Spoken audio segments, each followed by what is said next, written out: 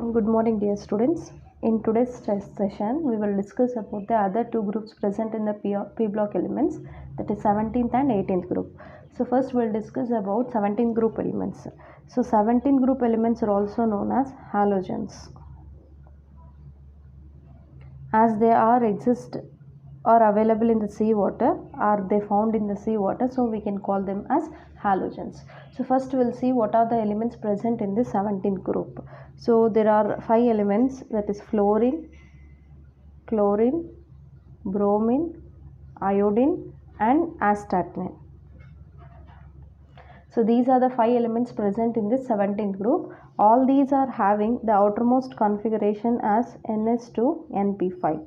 So that's why they belongs to the 17th group. NS2NP5 is the outermost configuration of 17th group elements. Each and every element what I have written, they have the outermost configuration as like this. So we can call them as 17th group elements. Okay. Now we will discuss about their properties. Group, that is top to bottom. Okay, group wise we will discuss about the properties. So firstly, atomic radii. About atomic radii, top to bottom, that is always fluorine to iodine increases. Okay, top to bottom, fluorine to iodine. So we need not to study about this astatine because it is a radioactive element. Astatine is a radioactive element.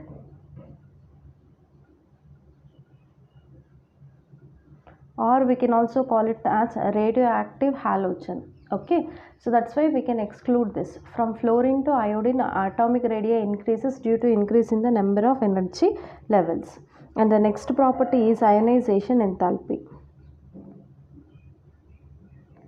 Ionization enthalpy. So this ionization enthalpy, these group elements are having very high ionization enthalpies.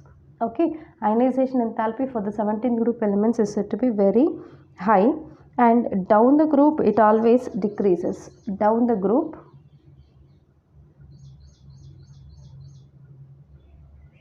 these ionization enthalpies decreases. So usually their ionization enthalpies are high and down the group it gets decreases. Now next property is electronegativity.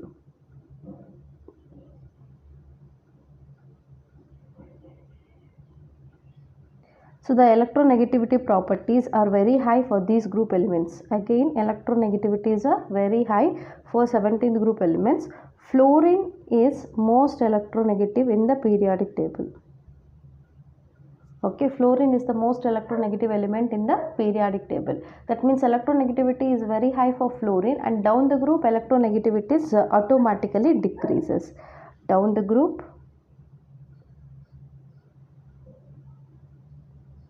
electronegativity decreases. Okay, next we'll see about color property. If you consider color property of these 17th group elements, fluorine is a yellow gas.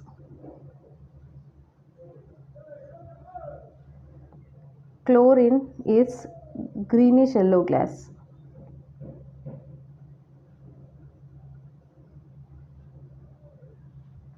Bromine is reddish liquid. Iodine is violet color solid.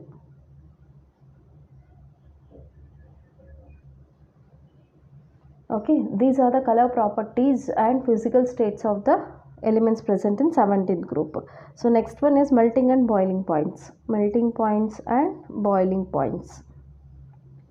If you consider about melting and boiling points of these group elements, so with increase in the atomic number, boiling and melting points steadily increases. Okay, so automatically melting and boiling points increases down the group with increase in the atomic radius. So bromine and iodine are sparingly soluble in water. Sparingly soluble in water and completely soluble in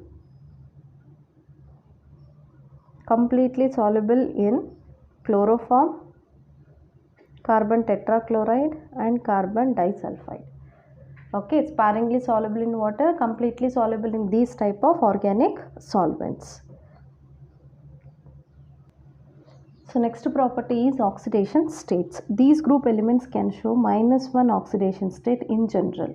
So in general they can able to show -1 oxidation state.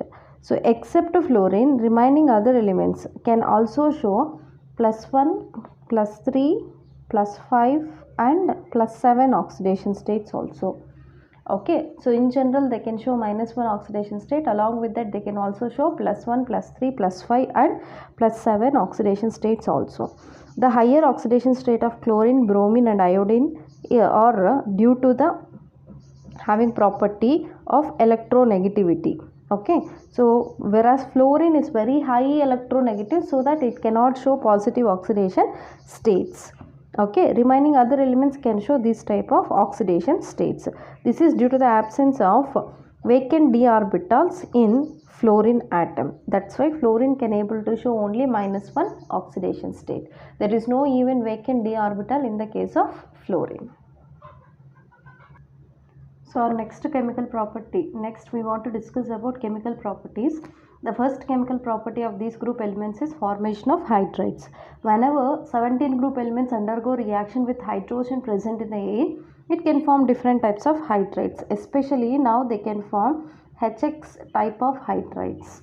Okay, especially they will form this type of HX type of hydrides can be formed. X is nothing but 17th group element.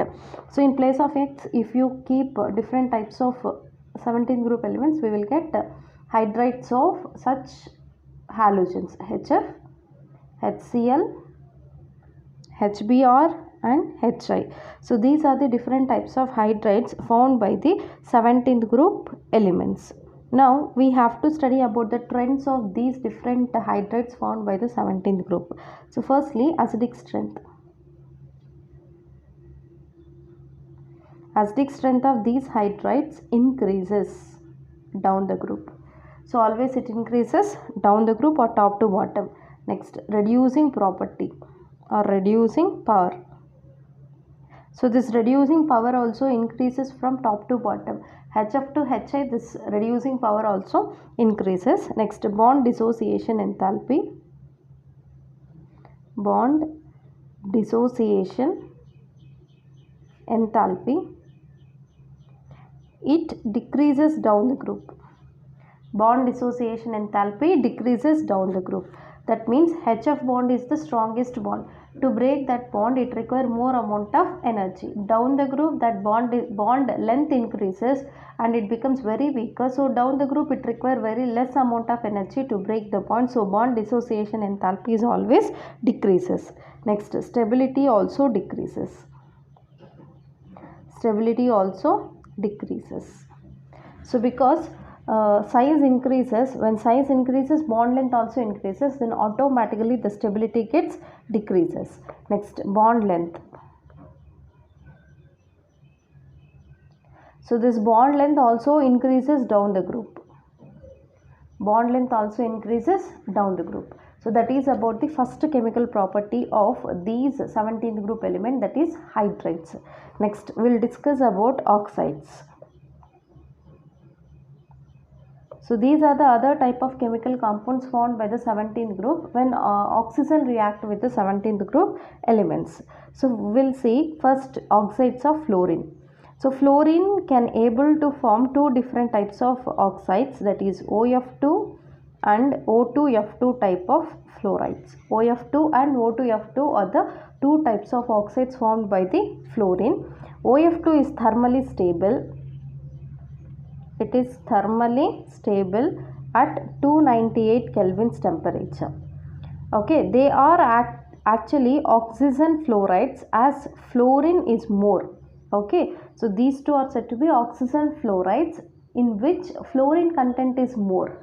So whereas among these two, OF2 is highly stable or thermally stable at 298 Kelvin's temperature.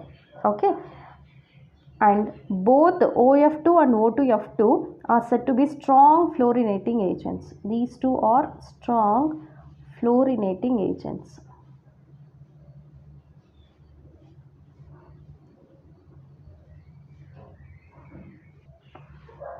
So these two can act as strong fluorinating agent. Among these two, O2F2 can oxidizes plutonium. It can oxidizes plutonium to plutonium fluoride, hexafluoride. Okay, O2F2 is having the property to oxidize plutonium to plutonium hexafluoride. Okay, so that is about the oxides of fluorine. Now chlorine, bromine, iodine form oxides in which halogen shows oxidation state from +1 to +7.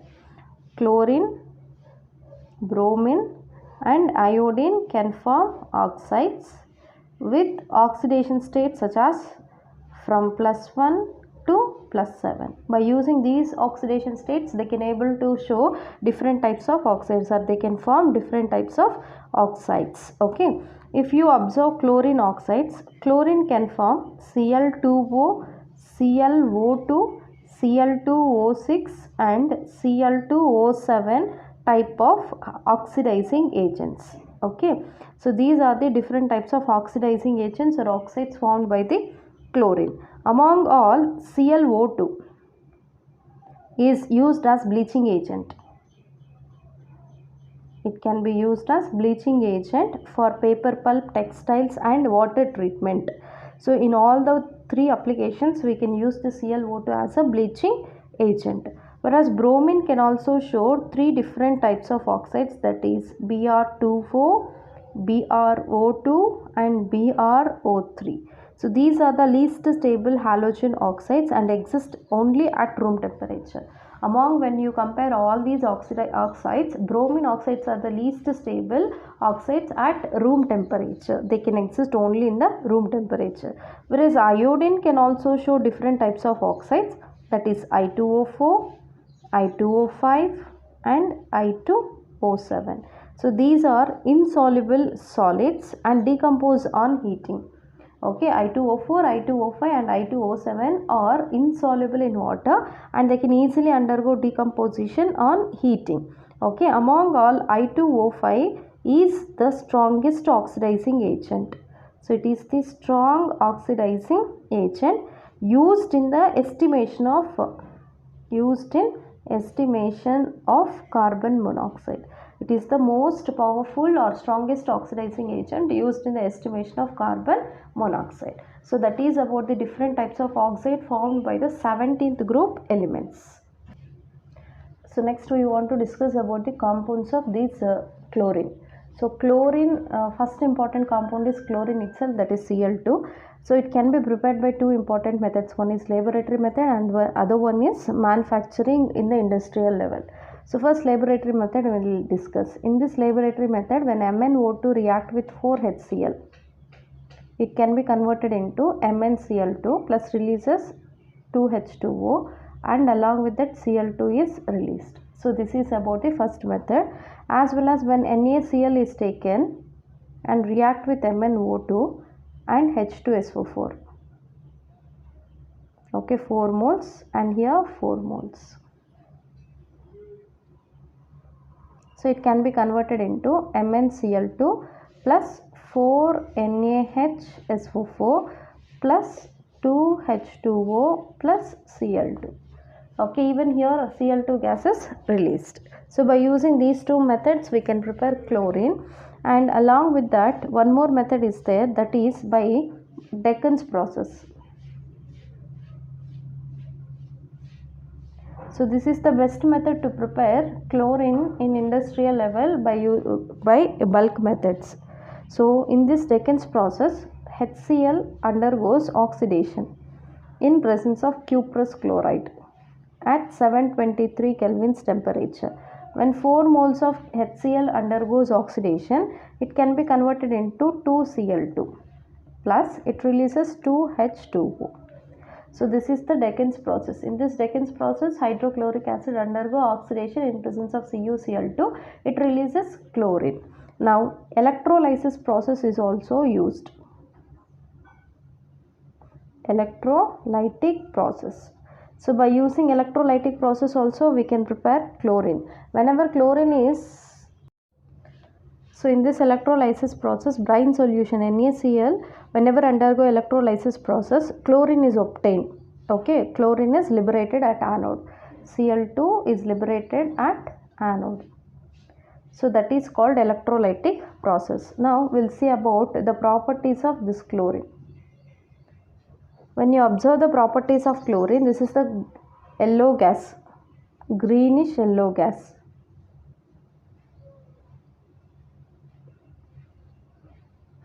With pungent smell.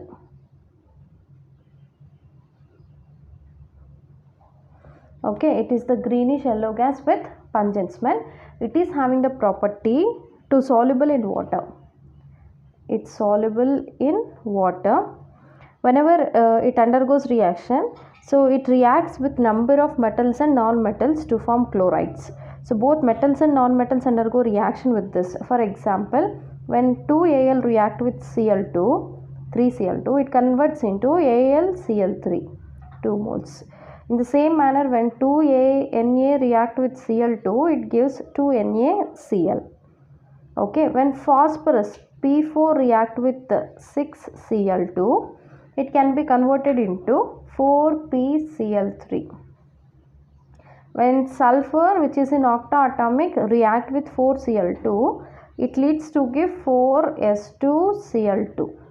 Okay, so these are the different types of reactions. In the same manner, even it can also having the ability to react with hydrogen to release 2HCl, hydrochloric acid. When H2S react with Cl2, it releases 2HCl plus S. Sulfur gets separated and 2HCl is obtained. So like this, different types of compounds undergo reaction with this chlorine and can form different types of products. And one more important chemical property is there, that is bleaching agent property of chlorine.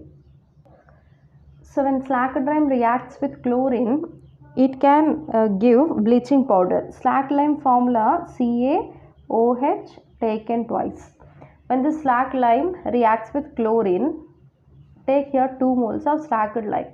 When it reacts with chlorine, 2 moles of chlorine, it can able to give CaOCl taken twice.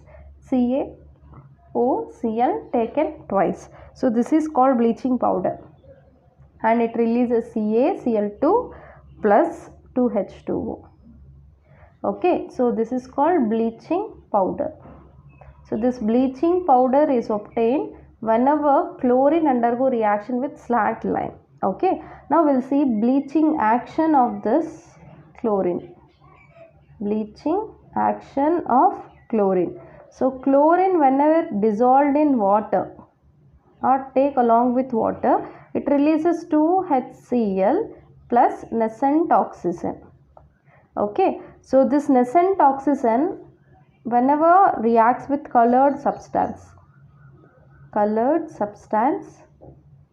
when undergo reaction with this nascent oxygen, it becomes colorless substance. Okay, by this reaction it can show its bleaching property. So its bleaching action is permanent and it is due to oxidation, So it bleaches vegetables as well as organic matter in the presence of moisture. So it has the property to bleach vegetables as well as the organic matter which is present in the moisture. So that is about the main important chemical properties of this chlorine, and it is used, if you see about the uses, it is used for bleaching purpose. So used in the extraction of gold and platinum, used in the manufacturing of dyes, drugs and organic compounds, and it is also used in sterilizing drinking water.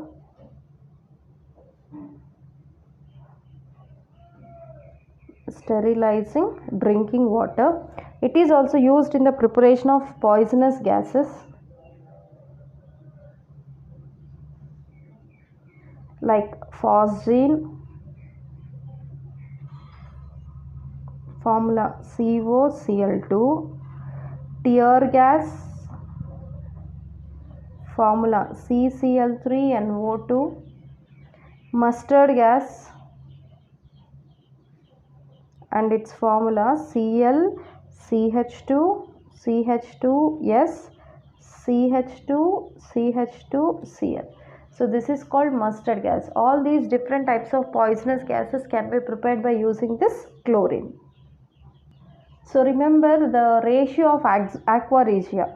So aqua regia contains combination of concentrated HCl and concentrated HNO3. Okay, 3 parts of concentrated HCl and 1 part of concentrated HNO3 is known as aqua regia. This is about the ratio of aqua regia.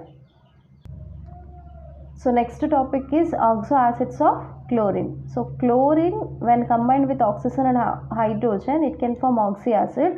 There are 3 different types of oxyacids formed by the chlorine, that is chlorous acid, chloric acid, perchloric acid. These are the formulas of that oxoacids of chlorine. So now we'll discuss about interhalogen compounds. Interhalogen in the sense when two halogens combine together to form a compound, then that is said to be interhalogen compound. So they leads to form different types of interhalogen compounds. In that the first type is XX1 type of interhalogen compounds. That means 2 different types of halogens can combine. Example, we will take CLF, BRF, IF, BRCl, ICl. So these are different types of interhalogens type of XX1 type. So the color of this one is colorless gas and there is no structure for this. It is pale brown gas. Even for this there is no particular structure and it is just gas, there is no color for this, and even it is colorless gas, there is no structure for this, and it is brown red solid. Okay, it is red color solid. Even for this there is no particular structure. Now the second type of interhalogen compounds are XX3 type. Okay, so under this first type is ClF3. Okay, here there should be a dash. So this dash indicates that the second halogen must be having the less atomic number. So X is the halogen which is with the more atomic number. X dash is the halogen which is with the less atomic number. So it is a colorless gas and bent T shape. Next, BRF3. It is a yellow green gas. Yellow green liquid. So it is also bent T shape. Next, IF3. So this is yellow powder. Again it is bent T shape. Next, ICl3. It is a orange liquid.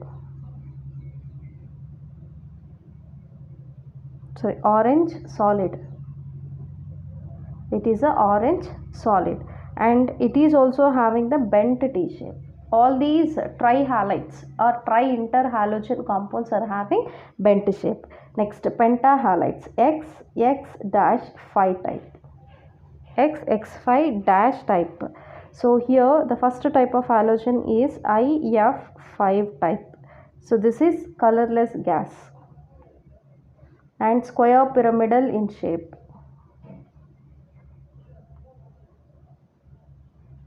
And next type of interhalogen is BRF5. It is a colorless liquid and it is also having square pyramidal shape. Next, ClF5. It is a colorless liquid and it is also having square pyramidal shape. And next type of interhalogen compound X7 dash. Example IF7. It is also colorless gas and it is having pentagonal bipyramidal shape. Pentagonal bipyramidal shape. So that is about the different types of halogens formed by the 17th group elements. That is about 17th group elements. Now we'll discuss about 18th group elements. So next, group 18 elements. So 18th group elements are also known as noble gases, or we can also call them as inert gases. Either noble gases or inert gases. So the elements present here are helium, neon, argon, krypton, xenon and radon. So all these are the noble gases are group 18 elements, and they are having the outermost configuration as Ns2Np6 except helium. Helium is containing Ns2 configuration, except helium, remaining all are having Ns2Np6 configuration. Okay, so now we want to discuss about their properties. Oxidation state firstly.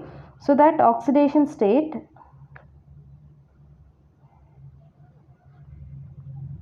of these group elements is said to be 0. Okay, they can show 0 oxidation states. Next, argon. Argon is the cheapest noble gas. Argon is the cheapest noble gas. Except radon, all other gases occur in free state.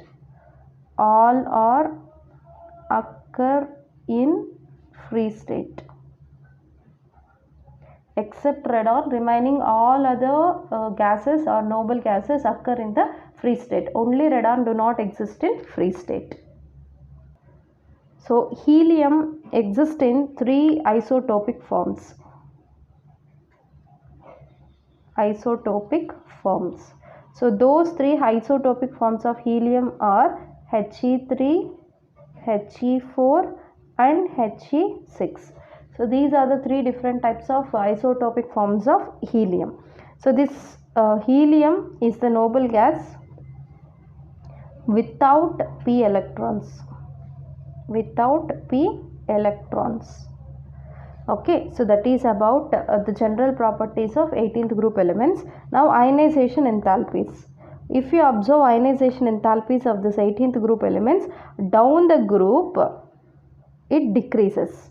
Down the group ionization enthalpies are always decreases. That is due to increase with the atomic radii. So as you know, atomic radii increases down the group. Next, if you observe physical properties, all these are monoatomic in nature. As they are very stable, they do not exist in combined state. All these are monoatomic in state, colorless and tasteless. All these are colorless and tasteless. Next one is they are sparingly soluble in water. Sparingly soluble in water, and they have very low melting and boiling points. Very low melting points and boiling points. Okay, this is due to the absence of interatomic interactions between them, so that they are having very less melting and boiling points. Now we'll discuss about the compounds of xenon. So now we'll see about the different types of compounds formed by the xenon. Xenon is also one of the element present in the 18th group. Now we'll discuss about the compounds formed by that, and what is the hybridization of central atom, number of lone pair of electrons present on the central atom, and finally its shape. So first type of molecule formed by the xenon is xenon difluoride, XeF2. Hybridization in this case is sp3. Central atom is xenon, its hybridization is sp3. Number of lone pair of electrons present on central atom are 3, and shape is linear. And second type of compound is XeF4. Here the hybridization sp3d2, number of lone pairs are 2, and the shape is square planar.